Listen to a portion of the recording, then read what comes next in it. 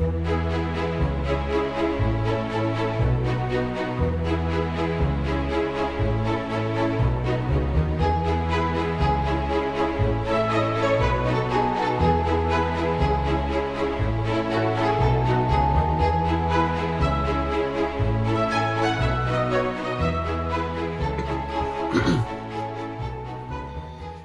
as we've been delving into this whole question concerning whether Islam even existed in the 7th century, where it existed prior to 690, looking at Muhammad, looking at whether or not he was a Muslim, whether there was a religion called Islam, whether the Quran existed at that early, and also whether the city of Mecca existed.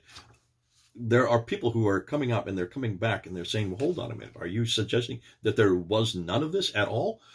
And at the moment, I would say, yeah, there was no Mecca. I've already made that very clear years ago. That was something that I came across way back in 1994. So, goodness sakes, that was 25 years ago. I've been claiming and have taken that position since I was much, much younger and had much, not as much gray hair. So that hasn't changed. As far as the name Islam and the name Muslim, that's something that I've come up much more recently by looking at the research that's coming out of this book. This is the Seeing Islam as Other Side by Dr.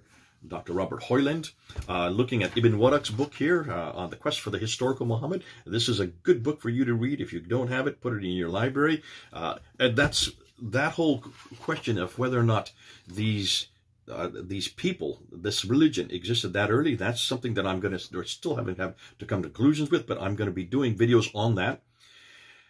But when it comes to Muhammad, and this is the one I think that most people are concerned about, what about this man Muhammad? Here's a question that came up by Where T, and he asked this. You can't deny the man's existence. I'm doing a degree in history, and across all literature I've come across, Islamic and otherwise, he seems like a decent person. But whatever you think about him, you cannot deny his existence. Now, Where T is confusing there. He's thinking that since he is a history major, is coming across a very beautiful, nice narrative, very benign narrative of Muhammad. And he's thinking that therefore I'm seeing another side of Muhammad. He therefore thinks that you can't at least deny his existence. That's not what I'm saying, and I can understand why Where T, as a historian, he's only coming across that narrative of Muhammad, because that narrative of Muhammad is the only narrative that you're going to be taught in schools today.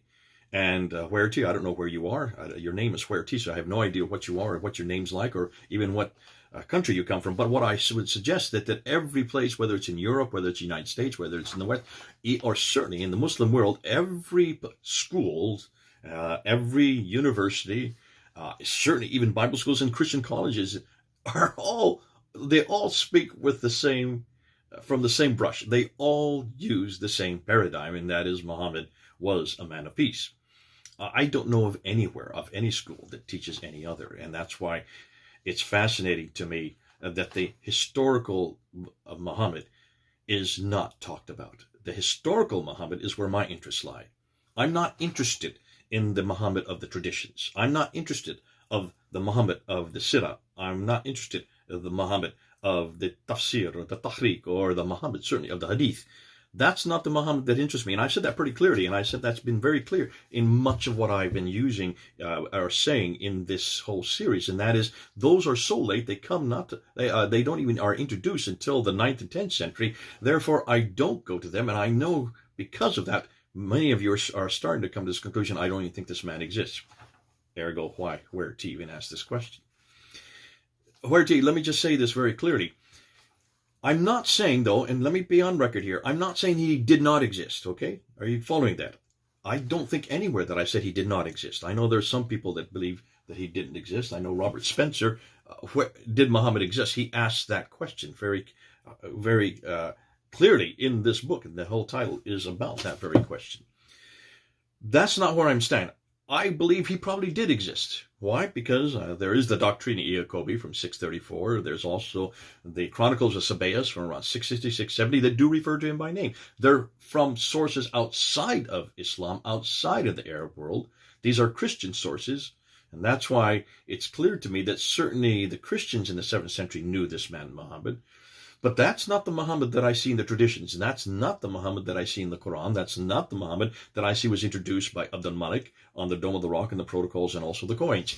And so that's why it's the historical sources that I want to go to answer this very question. Who is this real Muhammad? I'm not saying he didn't exist. I just don't think he's the Muhammad that the Muslims have been portraying. He's not the Muhammad the traditions tell us. He's not the Muhammad that is the Muhammad of history. That is the Muhammad of faith. That is the Muhammad of the later traditions. That is the version of Muhammad that they knew of in the 9th and 10th century, but not in the 7th century. That's why my interest for whether or not he existed in the 7th century, not that he existed, but is he the Muhammad of Islam? Is he the Muhammad of faith? I hope that's very clear now, and I hope that clears that up at least. Let's move on to the other questions. Anyhow, having passed that one, let's bring this one to a conclusion. And let's get to the next question. This is Jay then, for now.